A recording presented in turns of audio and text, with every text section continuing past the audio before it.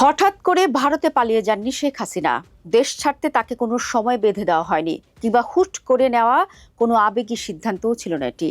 ছাত্র জনতার অভূতপূর্ব গণঅভ্যুত্থানের মুখে তিনি যেভাবে দেশ ছাড়েন, ওপর থেকে দেখে তা আকস্মিক মনে হলেও পর্দার পেছনের চাঞ্চল্যকর তথ্য প্রমাণ সম্পূর্ণ ভিন্ন গল্প বলে।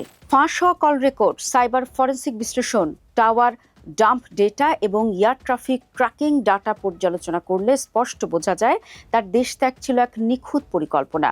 চলুন জেনে নেওয়া যাক সে উত্তাল সময় কিভাবে দেশ ছেড়েছিলেন শেখ হাসিনা।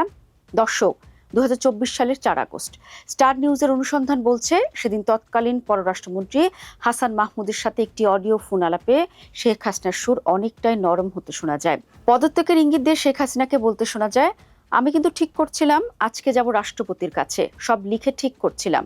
এভাবে মানুষ মেরে ফেলার কোনো মানে হয় না। আর্মি চিফকে বলছে সে 24 ঘন্টা সময় নিয়েছে। আর্মি চিফ চেষ্টা করুক কিছু করতে।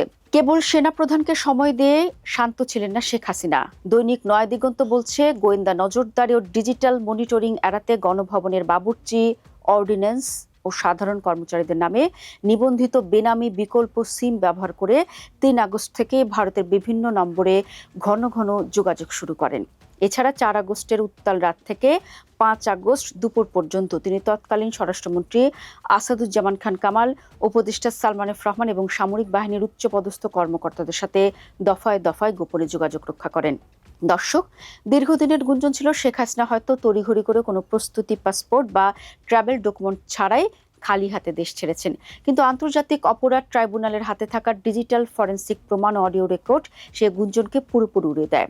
5 আগস্ট সকালে তার প্রোটোকল অফিসার শামীম মুশফিক এবং সেনা সদস্যদের মধ্যে পাসপোর্ট সংগ্রহের তৎপরতা দেখা যায়। ফরেন্সিক লোকেশন ট্র্যাকিং নিশ্চিত করে জাহাঙ্গীর গেট এলাকা থেকে পাসপোর্ট ও ট্রাভেল ডকুমেন্টের মূল ফাইলটি সংগ্রহ করে দ্রুত পৌঁছে দেওয়া হয় বিমান বাহিনীর বঙ্গবন্ধু বেইজের ভিআইপি কমপ্লেক্সে। একই সময় পুরনো এয়ারপোর্টের তালতলা গেট দিয়ে তার প্রয়োজনীয় বেশ কয়েকটি ভারী লাগেজ নিরাপদে ভেতরে নেওয়া হয়। অর্থাৎ সমস্ত আইনি কাগজপত্র, পাসপোর্ট এবং লাগেজ গুছিয়েই রাষ্ট্রীয় প্রোটোকল মেনে তিনি রওনা হন। দর্শক, দুপুর 3টার পর শুরু হয় শেখ হাসিনার দেশ ত্যাগের চূড়ান্ত দৃশ্যপট। আগারগাঁও মাঠ থেকে বিমান বাহিনীর লিওপার্ড 103 কল সাইনের একটি MI-17 হেলিকপ্টারে চড়ে তিনি পৌঁছান কুর্মিটোলা বিমান ঘাঁটিতে।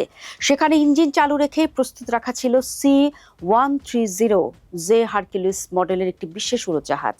সাধারণ ফ্লাইটের ক্ষেত্রে ট্যাক্সি ক্লিয়ারেন্স ও উড্ডয়ন প্রক্রিয়ায় বেশ খানিকটা সময় লাগলেও মাত্র 2 মিনিটের মধ্যে টেক অফ সম্পন্ন করা হয়। জরুরি যুদ্ধ পরিস্থিতিতে যেভাবে স্ক্র্যাম্বল করে বিমান উড়ানো হয়, ঠিক সেভাবেই স্পেশাল ফ্লাইং ইউনিট তাকে নিয়ে আকাশে ডানা মেলে। তবে নথিপত্রে কৌশলগত কারণে এই বিশেষ ফ্লাইটটির নাম দেওয়া হয়েছিল একটি সাধারণ প্রশিক্ষণ বিমান। উড্ডয়নের পরপর ঘটে আরেক রহস্যজনক ঘটনা। পরিচয় গতিপথ গোপন রাখতে আকাশে ওঠার কিছুক্ষণ পরেই বিমানের যোগাযোগের মূল ডিভাইস ট্রান্সপন্ডার বন্ধ করে দেওয়া হয়, যাতে কোনো রাডারে একে ট্র্যাক করা না যায়। নিয়ম অনুযায়ী দিল্লিগামী ফ্লাইট রাজশাহীর আকাশসীমা ব্যবহার করলেও দ্রুত দেশ ছাড়ার সুবিধার্থে বিমানটিকে সাতক্ষীরার উপর দিয়ে উড়িয়ে নেওয়া হয়, যার ফলে নির্ধারিত সময়ের 5-7 মিনিট আগেই তা ভারতীয় আকাশসীমায় প্রবেশ করে। ভারতের সীমানায় পৌঁছে ট্রান্সপন্ডার ফের চালু করা হয়। এমনকি ভারতে অবতরণের পরও রাত পর্যন্ত তিনি আন্তর্জাতিক রোমিং নেটওয়ার্ক ব্যবহার করে একাধিক ভারতীয় নম্বরে যোগাযোগ বজায় রাখেন।